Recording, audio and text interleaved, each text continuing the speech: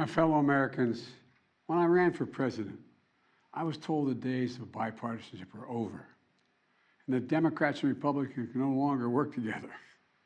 But I refuse to believe that, because America can never give in to that way of thinking. Look, the only way American democracy can function is through compromise and consensus. And that's what I work to do as your president. You know, to forge bipartisan agreement where it's possible and where it's needed. I've signed more than 350 bipartisan laws thus far in almost 2.5 years, including an historic law that rebuilding America so that we can rank #1 in the world in infrastructure instead of where we rank now, number 13 in the world. Another historic law, rebuilding our manufacturing base so that we'll lead the world once again in making semiconductor chips so much more and so many more sophisticated ones. And now, a bipartisan budget agreement.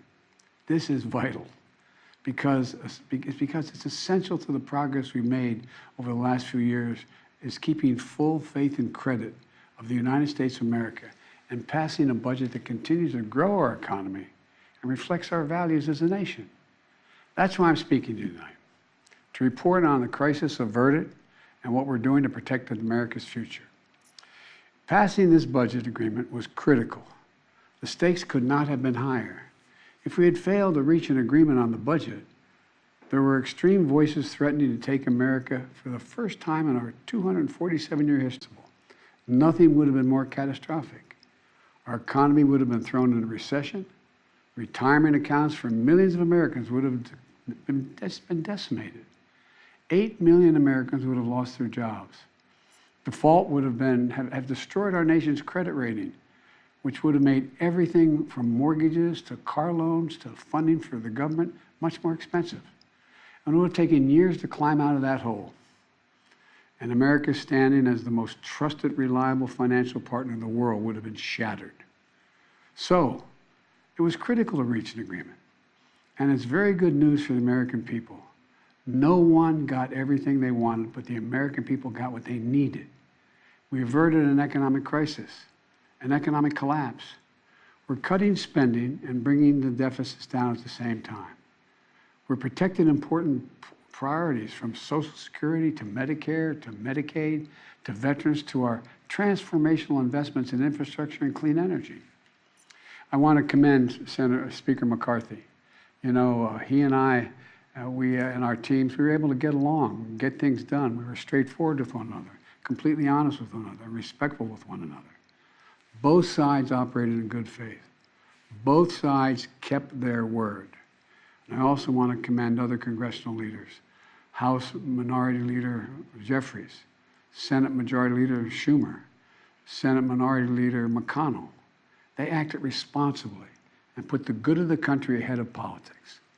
The final vote in both chambers was overwhelming, far more bipartisan than anyone thought was possible. So, I want to thank the members of Congress who voted to pass this agreement, which I'm going to sign tomorrow and become the law. So here's what the deal does. First, it cuts spending. And over the next 10 years, the deficit will be cut by more than $1 trillion. And that will be on top of the record $1.7 trillion.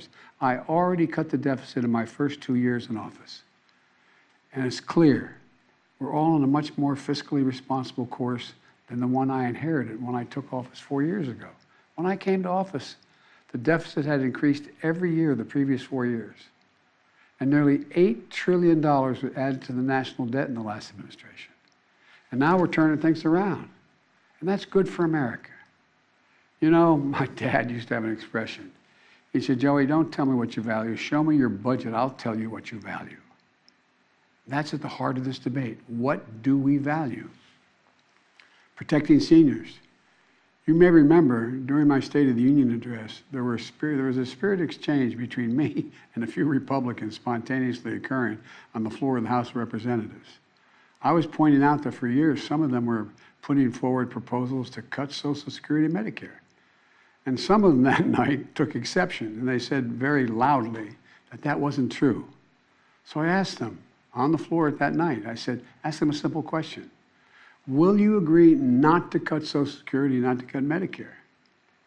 Would they agree to protect these essential programs? They're a lifeline for millions of Americans. Programs that these Americans have been paying into every single paycheck they've earned since they started working, and that provides so much peace of mind. With the bright lights and cameras on, those few Republicans who were protesting, they agreed. They said they wouldn't cut it. That's how we protected Social Security and Medicare from the beginning and from it being cut, period. Health care was another priority for me, a top priority. I made it clear from the outset, I would not agree to any cuts in Medicaid, another essential lifeline for millions of Americans, including children in poverty, the elderly in nursing homes, and Americans living with disabilities. The original House Republican proposal would have cut health care for up to 21 million Americans on Medicaid. And I said no. And Medicare is protected. And so are millions of people most in need. Look, I've long believed that the only one truly sacred obligation that the government has is to prepare those we send into harm's way and care for them and their families when they come home and when they don't come home. That's why my last budget provided VA hospitals with additional funding for more doctors, nurses, and equipment to accommodate the needs of veterans and more appointments. The House Republican plan would have meant 30 fewer million VA healthcare visits for our veterans. But we didn't let that happen. In addition, this bill fully funds the Bipartisan PACT Act, the most significant law in decades for veterans exposed to toxic burn pits and for their families. It expands access to those veterans and their families to health care and to disability benefits. Look, we're investing in America and our people and in our future. We've created over 13 million new jobs, nearly 800,000 manufacturing jobs. Where is it written that America can't lead the world again in manufacturing? Unemployment is at 3.7%. More Americans are working today than ever in the history of this country. And inflation has dropped 10 straight months in a row. In this debate, I refuse to put what was responsible for all this economic progress on the chopping block. This bipartisan agreement protects the law that will help us build the best infrastructure in the world. It fully protects the CHIPS and Science Act, which is going to bring key parts of our supply chain to America, so we don't have to rely on others, like semiconductors, those tiny computer chips smaller than the tip of your finger that affect nearly everything we rely on, from cell phones to building automobiles to the most sophisticated weapon systems and so much more. We protected another law that I passed and signed last year that finally beat Big Pharma, which I've been trying to do for over 30 years. It finally gives Medicare the power to negotiate lower drug prices, just like the VA has been able to do for veterans.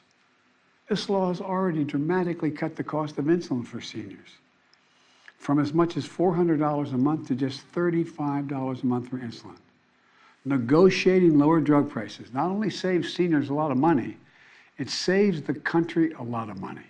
$160 billion that's not having to be paid out because drug prices are more rational. We pay the highest drug prices of any industrial nation in the world, and it's just the beginning. You know, we also protected the most significant breakthrough ever in dealing with the existential threat of climate change. Today, new wind and solar power is cheaper than fossil fuel. Since I've been in office, clean energy and advanced manufacturing have brought in $470 billion in private investments. That's going to create thousands of jobs, good-paying jobs, all across this country, and help the environment at the same time. Remember, at the beginning of this debate, some of my Republican colleagues were determined to gut the clean energy investments. I said, no, we kept them all. And there's so much more to do. We're going to do even more to reduce the deficit. We need to control spending if we're going to do that. But we also have to raise revenue and go after tax cheats and make sure everybody's paying their fair share. No one, I promise, no one making less than $400,000 a year will pay a penny more in federal taxes. But like most of you at home, I know the federal tax system isn't fair. That's why I kept my commitment, again, that no one earning less than $400,000 a year will pay a penny more in federal taxes. That's why last year I secured more funding to go, more IRS funding to go after wealthy tax cheats. The nonpartisan Congressional Budget Office, and it is nonpartisan, says that this bill will bring in $150 billion, and other outside experts expect that it would save as much as $400 billion because it's forcing people to pay their fair share. Republicans may not like it, but I'm going to make sure the wealthy pay their fair share. I'm also proposed closing over a dozen special interest tax loopholes for big oil, crypto traders, hedge fund billionaires, saving taxpayers billions of dollars. Republicans defended every single one of these special interest loopholes, every single one. But I'm going to be coming back, and with your help, I'm going to win. Right now, catch this, right now the average billionaire in America pays just 8% in federal taxes. 8%. Teachers and firefighters pay more than that. That's why I proposed a minimum tax for billionaires. Republicans are against it, but I'm going to keep fighting for it. No billionaire should pay less in federal taxes than a teacher or a firefighter. Look, let me close with this. I know bipartisanship is hard, and unity is hard, but we can never stop trying. Because in moments like this one, the ones we just faced, where the American economy and the world economy is at risk of collapsing, there's no other way. No matter how tough our politics gets, we need to see each other not as adversaries, but as fellow Americans. Treat each other with dignity and respect. To join forces as Americans to stop shouting, lower the temperature, and work together to pursue progress, secure prosperity, and keep the promise of America for everybody. As I've said in my inaugural address, without unity, there is no peace, only bitterness and fury. And we can never become that country. I can honestly say to you tonight that I've never been more optimistic about America's future. We just need to remember who we are. We are the United States of America. And there's nothing we can't do when we do it together. So thank you all for listening, taking the time tonight to listen to me. May God bless you all, and may God protect our troops. Thank you.